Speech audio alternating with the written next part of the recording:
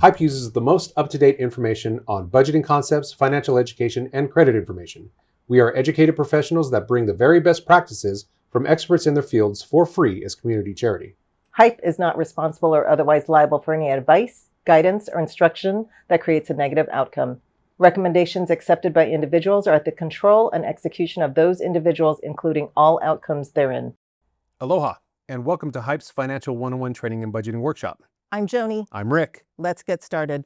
In today's series, we will be discussing money management. So let's break down what we're going to talk about today. We're going to talk about understanding what is money management. Then we're going to break open tips, methods, and the tools on how we accomplish all this. I want you to ask yourself, do you think you're managing your money correctly? You know, that's a great question. We ask ourselves that every single day. You know, every time I slide a card, I'm asking myself that. Every time I'm about to look at my bank, I'm asking myself that. It should be a healthy question. The second question I want to ask is, do you think you need to up your game? What is our answer to that, Joni? Absolutely yes. Every day you need to program yourself, and the answer should be yes, please. Every time we say, do you want to up your game? Yes, please. Always up your game. That's how you will ensure you're staying on target. We're going to be breaking this down and how it all works together. Let's start with the basic understanding. So if I want to know what is money management, that's taking income, debt, and credit management, balling that together, and then using all of this knowledge to focus on your financial wellness. We're going to prepare you for finding out how to use all these techniques all together. And then now you're going to learn how to use different tools and methods and tips to all guide you on this path. It's almost like watching a pinball game and you just see this ball bouncing back and forth, trying to score higher and higher. That's what we're going to break open with all of these tips, tools, and techniques and methods. They're practical. Everybody can use them, and it's going to help you understand your circumstance even better. Yes, and if it will allow you to have a different approach to the situation, to look at it differently, then we're accomplishing our goal. And then overall, if it helps you in your cost savings and your spending habits, then we're achieving the right use of a tool. You can use a hammer all day long, but a hammer is not going to work on every single situation. You're going to have to reach into that toolbox and use something else. You will see throughout all of these courses where we blend different techniques together, and you will end up reaching in and grabbing a different tool and applying it, or maybe graduating to a more sophisticated tool if we can find a way where it works for you. Let's get started with tips. So tips, if we were to just start with that topic, what do we got, Joni? So tip number one, understand your debt. What I tell everybody is write it down, make a list of who your creditors that you owe, the balance on those cards or those expenses, the interest payment, as well as the minimum monthly payment that you're paying out to them. Yep, dissect it all out. Lay it down. Everybody's an honest broker at this point. So if it's a family putting this together, a partnership, a marriage, it's time to be transparent, folks. You're going to lay it all down. And you know what? It might be an ugly story. Lay it all down so you understand where that debt is going, where those payments are going every single month. Tip number two, start tracking your spending. Whether it's 2 weeks or 30 days, you know the money that's coming in. Well, understand where that money is going out. Could you be eating out a little bit more than you should be? Are you going to Starbucks? Are you going shopping? Track your spending so you know where that money is going. This is the biggest problem we have when we start dissecting things, because the debt is the first scariest part when you realize, wow, I didn't realize how much I'm spending on my car bills. Wow, I didn't realize how much my debt payments are to my credit cards, right? Those minimum payments. Now this is the scary part. Now we're actually looking at how many times did I go to Starbucks? So you need your nails done every week? I mean, you're going to break down all of these. So why do you need 100 golf balls? Whatever it is out there, you know, how much beer are you drinking? This is where it all comes out. And this is where you have to have thick skin. You must have thick skin to need to know where you're messing up in order to target your financial goals, right? You got to change, and the change happens right now. If you have that meeting tonight and you break down all this stuff, isn't this the time where we need to lay it all straight, be honest brokers, and realize we may have a problem here? That's the only way you're going to go forward with tip number two. Let's talk about tip number three, Joni.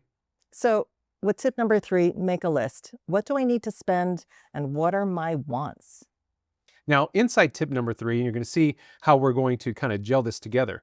The needs and wants have to be balanced against some simple approaches to the tracking, right? So when we use a simple approach, we will mention this real quick. The simple approaches are spreadsheets. They're check registers, right? This is how we're going to actually track all Do this people stuff. still use checkbook registers? Absolutely, they do. They have an online banking system that they have it at a push of a button now. Well, not everybody knows how to push that button, right? True. So in this list, you'll see us break down the simple approaches, and then we even have sophisticated tools, which is really part of the tip 2, the tracking and spending. But when you actually make that list of how much you need to spend, these budgeting programs and tips and tools are all going to break it down. There are so many programs out there. If you just do a Google search, those programs, mint.com will pop up, Quicken Loans will pop up with a different budgeting app. If you go on your phone and you just type in free budgets, I guarantee you something will pop up that you'll be able to apply all of your expenses and your incoming income to it, and you'll see what your budget is.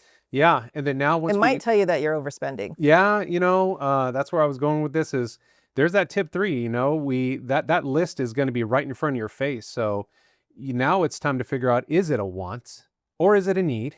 And you're going to have to be honest brokers here, guys. Lay it out, figure out what you're dealing with. Now we have some methods to tackle what we just read. Now that we've seen the situation we're in, one answer might be, you know what? We're doing great. We just got to do a couple tweaks and we're on target. I've never been that lucky. I've always had to do some major changes. So we're going to discuss some of these methods on how to use different tools to improve your situation. So method number 1 is trim the fat. So this is more of a personal choice, reducing wants. I know a lot of people want to go watch movies. The movies are back. You've got restaurants that you want to see, go, taste some new food, hang out with your friends, go check out a new bar. Well, sure, in moderation, that's fine. But if it's like consistently going a couple times a week and it's exceeding your budget, you might want to trim the fat a little bit and reduce some of those wants. Do you have the money to even go to a movie theater and watch a movie? Maybe you need to be, red boxing it if you don't have Netflix. Maybe you need to be watching some Amazon Prime rather than attending that nightly, up to nearly $20 a ticket for the movies. Or maybe you need to dial it down and go hit a matinee when you can. Or maybe you just skip the popcorn line because, that might help you around your belly, not just your wallet. Is Redbox still a thing? I think they are. You see them everywhere, right? So you got to pay attention to, do you absolutely need that thing? It's an internal, consequence of yours that if you say yes, then now you're sacrificing funds towards something where you should be achieving a goal. So here's a great question for you, and that is, are you actually achieving a goal right now, or can you achieve a goal later? So is that self-gratification thing Joni always talks about, is that self-gratification achieving an emotional or a mental goal right now that you say, I need this? Or let's be real, is it a want? Is it something that you should be able to make a better financial decision about and walk away from this in order to achieve that long-term goal? Yeah. So method number 2, consolidate, negotiate, reduce debt to reduce payment and or save on interest. Yes. Okay. Let's break this down real quick. We got several topics within this. So we'll be as, diverse as possible and as thorough as possible with all this. Let's talk about consolidation. Now, consolidation is where you typically would get like a loan from a bank and then you pile on other debts in order to either A, make a smaller payment per month or have a lower paying interest. And there's other versions of that, right, Joni? Correct. Sometimes people will receive that 0% APR interest credit card that you can transfer all your balances over. And that's true, you can, but keep in mind, and here's the kicker, it could be 18 months, it could be 24 months. Now, when you transfer those balances over, if you don't pay it within those 18 or 24 months, they could charge you all the interest that you could have saved if you just paid it off before the 18 or 24 months. If you're going to dive into something careful. like that, yeah, you better make sure you pay that off on time. Read the fine print. Always. And in some cases, some of those types of things will apply all the interest for that entire time, not just the starting balance of when that cycle ends.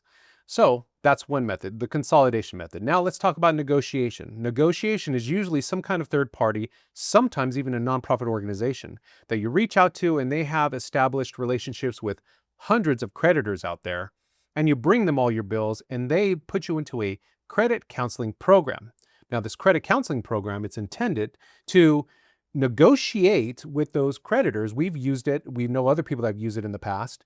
And that negotiation will allow that credit interest rate to reduce, and then also reduce the minimum payment, all for the purpose of trying to save more money per month, usually slashing it in half, and then allowing all of this to just add to the other and add to the other. We're going to talk about that technique that's actually built into this until all that debt is gone. And they will usually manage that for you on how and when they're going to target the next debt for you. And of course, there's a small fee, but that fee is cheaper than paying interest. The last one is just plain and simply reducing the debt, reducing how much you're applying towards debt, sliding a card, maybe buying that car on financing rather than saving up or having a large chunk of down payment.